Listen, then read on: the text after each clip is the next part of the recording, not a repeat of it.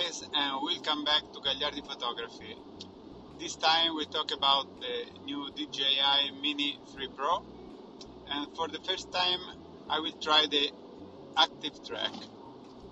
I will use it in very difficult conditions on the wonderful Dolomite Mountains in Italy. I will use active track following a car moving on a mountain road. The road is pretty much straight, but is surrounded by many trees, and these trees cover almost a good part of the street, so the drone has to avoid many tree branches. Of course, you have to be very careful. The speed should be very low. You cannot risk your drone to be trapped into the trees or fall down on the road. You can also see how the road is from the car. And now, let's see what happens.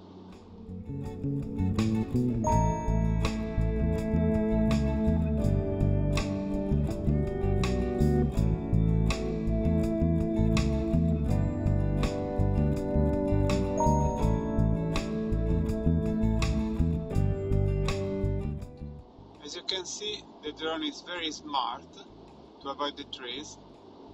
I must admit that I was very worried when doing this experiment, but now I feel much safer with the Mini 3 Professional.